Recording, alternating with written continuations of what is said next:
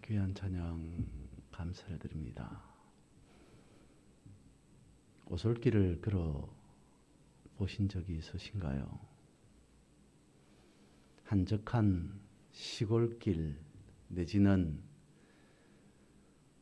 홀로 조용하게 작은 길을 산보 산책해 보신 적이 있으십니까? 오늘 예배드리는 이 예배가 그런 예배가 되기를 원합니다. 심신의 안정을 찾을 수 있는 작은 길을, 오솔길을 걷는다는 것은 위로가 되죠. 그런데 여러분, 그냥 건강의 삶을 위해서, 건강을 위해 내지는 심신의 안정을 위해 나섰던 작은 오솔길 거기에서 생각지도 못한, 뜻하지 못한 엄청난 귀한 보물을 발견했다면 여러분, 그땐 어떠시겠습니까? 엄청난 발견이 되겠죠. 전혀 예상하지 못하고 생각하지 못하였던 것이기 때문에 가히 놀랄 수밖에 없을 겁니다.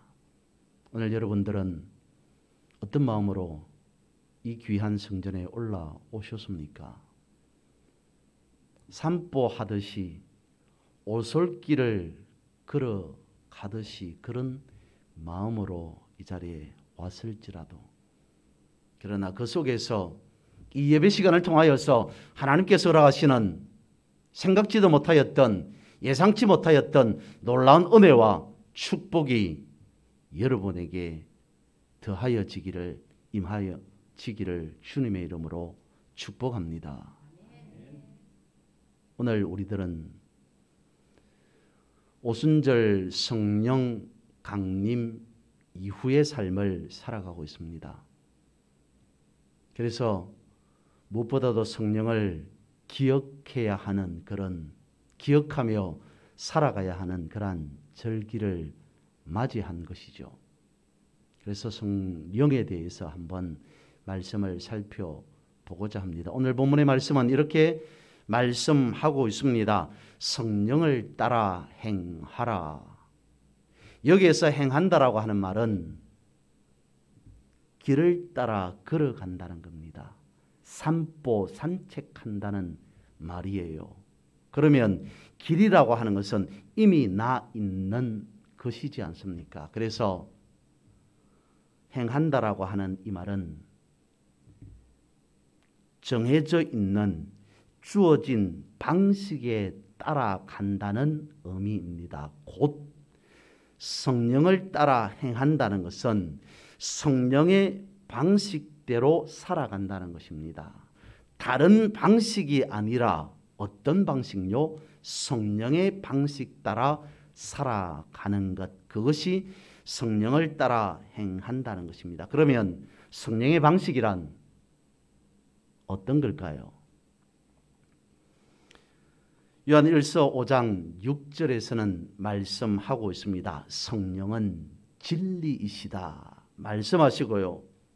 요한복음 16장 13절에서도 말씀하고 있습니다. 진리의 성령이라고 말씀을 합니다. 성령의 방식이란 진리의 방식이라는 것이죠.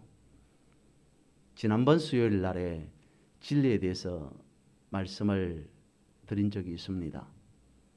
진리라고 하는 헬라어는 알레데이아인데, 이 알레데이아의 뜻은, 의미는 가려져 있지 않다, 덮여져 있지 않다는 뜻입니다. 그러니까 가려져 있지 않고 덮여져 있지 않으니까 어떻다는 겁니까? 드러났다는 것이죠. 밝혀졌다는 겁니다.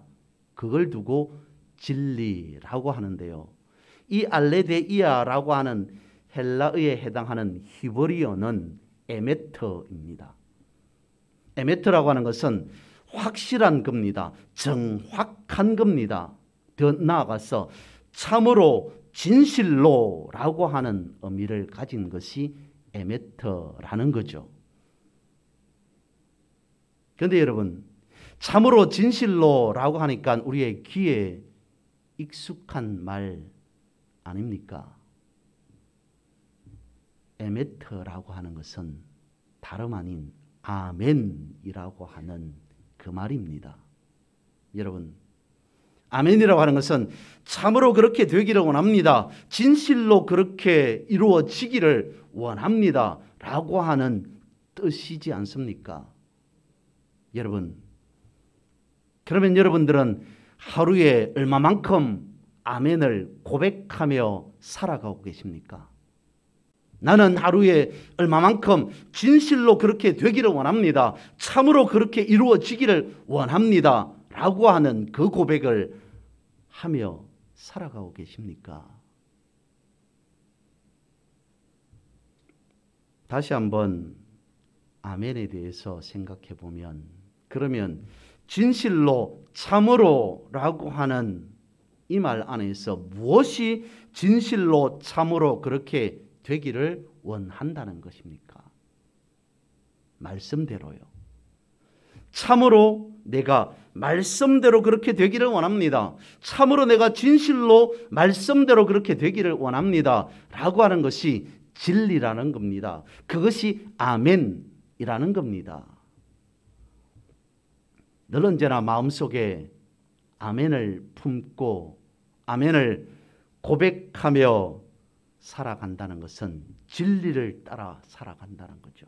그것이 다름 아닌 성령의 방식이라는 것입니다.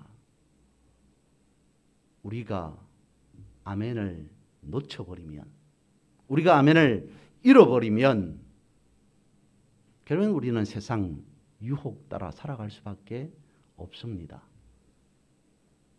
오늘 본문의 말씀을 가지고 우리가 생각해 볼 수 있는 것은 두 가지의 방식이 있을 수 있습니다. 먼저 하나는 육체의 소욕을 따라 살아가는 방식이 있을 것이고요.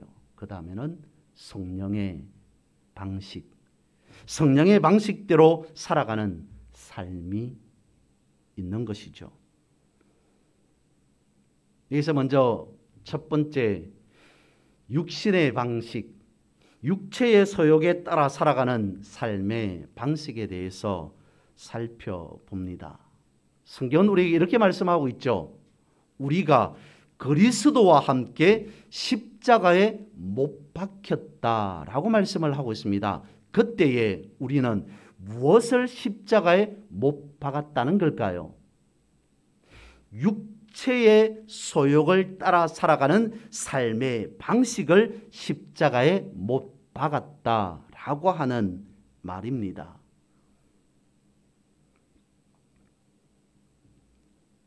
아나니아와 삽비라의 예를 생각해 보면 우리는 알 수 있습니다. 그들은 믿음의 삶을 살았습니다. 그런데 어느 한순간 성령의 방식이 아닌 육체의 소욕의 방식을 선택해 버립니다. 그 결과 어떻게 됩니까? 사망하게 되죠.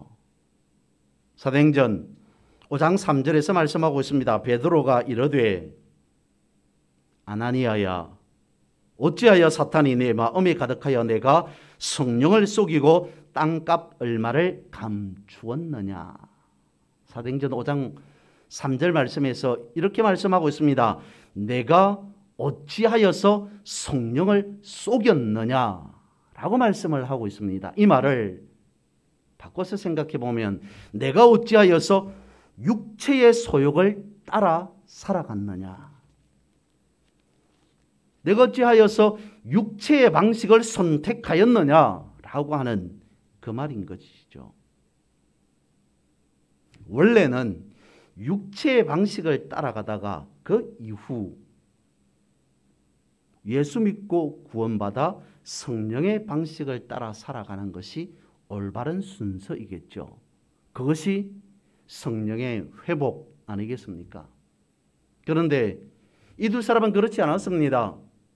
성령의 방식대로 살아가다가 어느 한순간 육체의 방식을 선택해 버립니다. 성령의 방식으로 시작해서 육체의 방식으로 생을 끝마쳐 버리게 되었던 겁니다. 성령을 회복하지 못한 사람의 나중의 결과가 어떻다는 것을 아나니아와 삽비라의 이야기 속에서 정확하게 말씀해 주고 있는 것이죠. 오늘 본문의 말씀 5장 갈라디아서 5장 16절과 17절은 이렇게 말씀하고 있습니다. 내가 이르노니 너희는 성령을 따라 행하라. 그리하면 육체의 욕심을 이루지 아니하리라. 육체의 소욕은 성령을 거스르고 성령은 육체를 거스르나니 이 둘이 서로 대적함으로 너희가 원하는 것을 하지 못하게 하려 함이니라. 이 말씀의 의미 뜻을 생각해 보면 이런 겁니다. 육신의 방식을 따라가는 삶이 아니라 성령의 방식대로 살아가는 그 삶을 선택하라 라고 하는 것을 강조하고 있는 말씀인 거죠. 이솝 우화 중에 파리와 불나방이라는 이야기가 있습니다. 어느 날 파리가 꿀단지에 앉았습니다. 꿀단지 입구에서 테두리에서 꿀을 먹고 있습니다. 그러다가 꿀단지 안에는 더 많은 꿀이 있습니다. 꿀을 더 먹고 싶어서 파리가 꿀단지 안으로 날아듭니다. 그러자 다리가 꿀에 빠져버립니다. 날개짓을 합니다. 퍼덕입니다. 그런데 날개까지도 꿀에 젖어버립니다.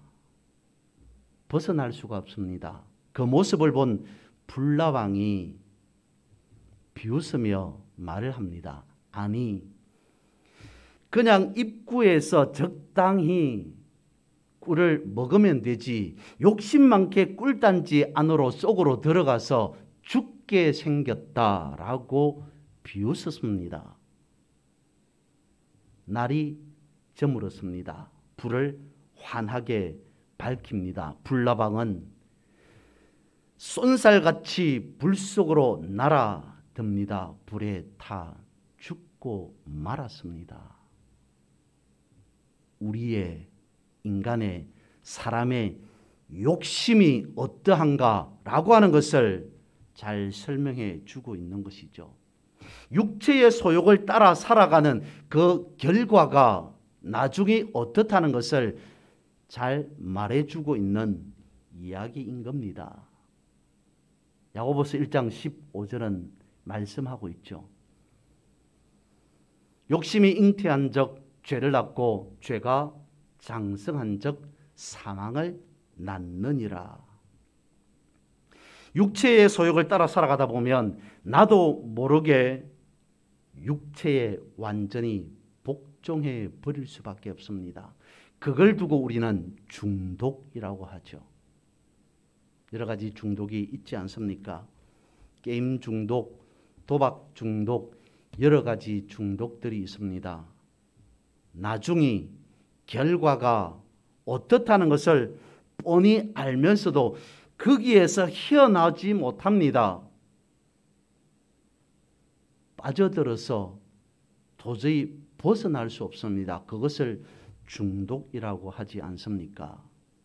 성령으로 회복하지 못하면 성경은 우리에게 가르쳐주고 있습니다. 멸망에 이르게 될 뿐이다 라고 말씀하고 있습니다. 사람의 욕심은 끝이 없다는 것이죠. 조지 본이라고 하는 코미디언이 우스갯소리를 합니다. 하나님께서 아담과 하와에게 왜 처음부터 옷을 만들어 주지 않았냐면, 옷을 만들어 주면 분명히 주머니를 만들어 달라고 할 것을 하나님은 아셨기 때문이다. 또 주머니를 만들어 주면 거기에 주머니 안에 무엇인가 가득 채워달라고 할 것을 분명히 알았기 때문이다 라고 말을 했답니다. 오늘 본문의 말씀 18절은 이렇게 말씀하고 있습니다. 너희가 만일 성령의 인도하시는 바가 되면 어디에 있지 않다고요? 율법 아래에 있지 아니할 것이다 라고 말씀을 하고 있습니다. 말씀을 잘 보셔야 됩니다. 성령의 임하는, 성령의 인도하시는 바가 되면 율법 아래에 있지 아니할 것이다. 유명한 철로 역정에 보면 기독도가 어느 날 해석사의 집에 방문을 하게 됩니다. 결국은 큰 방으로 들어가게 되는데 방으로 들어서자 하녀가 빗자루로 방을 청소하고 있습니다. 그 방은 먼지로 가득한 방이었습니다. 빗자루로 썰면 썰수록 깨끗해지는 것이 아니라 먼지만 가득해집니다. 온 방 안이 먼지로 자욱해집니다. 그런데도 하녀는 그 방을 계속 썰고 또 씁니다. 먼지로 채워집니다. 그러자 한 사람이 그 방에 물을 뿌립니다. 그러자 방이 깨끗해집니다. 여기에서 빗자루는 율법이고요, 먼지는 죄악입니다. 그런데 어떻게 방이 깨끗해졌다고요? 물을 뿌리자 방이 깨끗해졌다라는 겁니다. 성령의 방식에 대해서 말씀을 살펴봅니다. 성령의 회복은 율법이 아니라 성령을 쫓아 행하는 것이라고 말씀을 드립니다. 육체의 소욕에서 벗어날 수 있는 방법은 율법에서 벗어나는 겁니다. 성령을 회복하는 방법은 율법에서 벗어나는 겁니다. 먼지를 제거하려면 물을 부어야 하는 것이죠. 여기서 한번 생각해 보겠습니다. 물을 붓는다는 것은 무엇이겠습니까? 18절 말씀을 보시죠. 성령의 인도하시는 바가 되면 이라고 말씀을 하고 있습니다. 이 말을 바꿔 생각해 보면 물을 부으면 이라고 하는 말로 생각해 볼 수 있겠죠. 성령의 인도하시는 바가 되면, 물을 부으면, 성령의 기름 부으심이 있으면 이라고 하는 그 말로 바꿀 수 있습니다. 물을 부으면, 성령의 인도하시는 바가 되면, 예수 그리스도의 보혈이 임하면 이라고 하는 그 말이 되는 겁니다. 저와 여러분, 우리는 예수 그리스도의 보혈로 정결케 깨끗하게 된 자입니다. 오직 예수 그리스도의 보혈로만 우리의 죄를 사함 받을 수 있습니다. 율법이라고 하는 것은 먼지만을 일으킬 뿐이죠. 그러나 성령은 먼지를 제거합니다. 성령으로 먼지를 제거했으니 이제 우리는 더 이상 율법 아래에 있지 않은 것이죠. 스가랴서 4장 6절은 말씀하고 있습니다. 그가 내게 대답하여 이르되 여호와께서 스룹바벨에게 하신 말씀이 이러하니라. 만군의 여호와께서 말씀하시되 이는 힘으로 되지 아니하며 능으로 되지 아니하고 오직 나의 영으로 되느니라. 여기에서 이 말을 주의 깊게 살펴볼 필요가 있습니다. 힘으로 되지 아니하고 능력으로 되지 아니하고 라고 하는 이 말과 오직 나의 영으로 된다라고 하는 이 말로 나누어서 생각해 볼 수 있습니다. 앞서 말씀을 드렸던 주머니라고 하는 것에 대해서 이 말씀과 한번 연결해 보죠. 힘과 능력이라고 하는 그 말을 주머니라고 바꿔서 한번 생각해 봅니다. 사람은 살아가면서 여러 가지 다양한 주머니를 갖고 살아가게 될 겁니다. 어떤 주머니가 있을까요? 돈 주머니, 권력 주머니, 명예 주머니, 인맥 주머니 등등 많은 주머니가 있을 겁니다. 그러면서 살아가면서 돈이 필요할 때 돈 주머니를 열어서 쓰면 됩니다.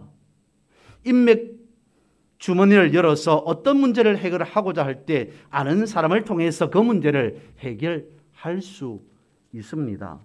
그런데 돈 주머니, 인맥 주머니 이것이 일사천리는 아닙니다. 제한적일 겁니다. 한계가 있을 겁니다. 그것으로 해결하지 못하는 문제가 분명 있을 겁니다. 그때에 우리는 어떻게 해야 되느냐라는 것이죠. 우리는 어떤 주머니를 가지고 있어야 한다는 겁니까? 말씀의 주머니, 믿음의 주머니, 성령의 주머니를 가지고 있어야 된다는 겁니다. 물론 서가랴에서 말씀하고 있는 것은 그것이 아닙니다. 이와 같이 말씀하고 있습니다. 오직 나의 영으로 오직이라고 말씀을 하고 있습니다만 조금 느슨하게 생각해 보았을 때 우리가 가지고 있는 이런 주머니가 있을 수 있다. 또한 성령의 주머니도 가져야 된다. 느슨하게 생각해 보면 그렇게 말할 수 있다는 겁니다. 우리가 가지고 있는 힘으로 문제를 해결할 수 있습니다. 능력으로 문제를 해결할 수 있습니다. 인맥으로 해결할 수 있는 문제 분명히 있습니다. 그러나 그것으로 해결할 수 없는 문제 앞에 우리가 봉착했다면 성령으로만 가능하다는 겁니다. 율법으로 해결할 수 있는 문제가 분명히 있을 것입니다. 그러나 율법으로 해결할 수 없는 문제에 봉착했다면 그것은 성령으로만 가능한 것이다 라고 하는 것으로 서가랴 말씀을 살펴볼 수 있는 것이죠. 그러므로 성령 없이는 그 어떤 것도 온전케 할 수 없다는 결론에 이르게 됩니다. 성령의 회복으로 오늘 우리는 인생에서 승리할 수 있습니다. 성령의 방식으로 살아가는 삶은 승리의 삶을 살아가게 됩니다. 여러분, 한번 생각해 보시죠. 내가 아니라 하나님 보시기에 가장 아름다운 삶은 어떤 것이겠습니까? 내 선자리에서 진리로 살아가는 것 아닐까요? 내 선자리에서 날마다 아멘 되게 하는 것, 그것 아니겠습니까? 우리가 남들처럼 크게 유명해지지는 못했어도 다른 사람들과 같이 크게 성공하지는 못할지라도 사람들 앞에 자랑할 만큼 여유로운 그런 삶을 살아가지는 못할지라도 그래도 내 선 자리에서 부끄럽지 않은 삶을 살아가고 있다면 다른 사람에게는 모르겠으나 하나님 앞에 나를 세워 놓았을 때 그래, 그 정도면 충분해. 그래, 그러면 돼 라고 하는 그 말씀을 들을 수 있는 그런 삶, 그것이 하나님 보시기에 아름다운 삶 아니겠습니까? 우리는 그것을 지향하면서 살아가야 하는 것은 아니겠습니까? 우리는 그런 삶을 부러워하면서 살아가야 하는 것은 아니겠습니까? 하나님께서 우리에게 바라는 삶이 그런 삶 아니겠습니까? 만약에 누구처럼 출세했어요. 성공했습니다. 그런데 하나님 보시기에 내 모습은 나는 너무 초라하고 부끄러운 모습입니다. 그러면 우리는 무엇을 선택해야 하는 것입니까? 오늘 말씀의 제목을 회복의 성령이라고 정했습니다. 회복이라고 하는 것은 원래 상태로 돌아간다는 것이죠. 원래의 좋은 상태로 전환되는 것, 그것을 회복이라고 하지 않습니까? 그런데 여러분, 이미 우리 안에는 회복의 회로가 있습니다. 그 회복의 회로가 오늘 본문 뒤에 있는 성령의 열매, 소위 성령의 9가지 열매라는 것이죠. 사랑과 희락과 화평과 오래 참음과 자비와 충성과 온유와 절제라고 하는 이 성령의 열매라고 하는 것을 이미 우리는 믿음으로 부여받게 되었습니다. 그렇다면 이 열매를 맺기 위해 우선시 되어야 되는 것은 무엇일까요? 그것은 바로 진리입니다. 이 성령의 열매를 맺기 위해 필수적인 것이 무엇이냐면 바로 아멘이라고 하는 것입니다. 여러분, 그거면 충분합니다. 성령으로 회복을 늘 언제나 하는 삶을 살아가야 합니다. 우리 안에 성령의 열매가 있다면 우리는 이미 회복된 상태입니다. 그러므로 늘 언제나 여러분의 삶 속에서 성령을 바라보며 아멘으로 고백하며 살아가는 여러분 되시기를 주님의 이름으로 축복합니다. 기도드리겠습니다.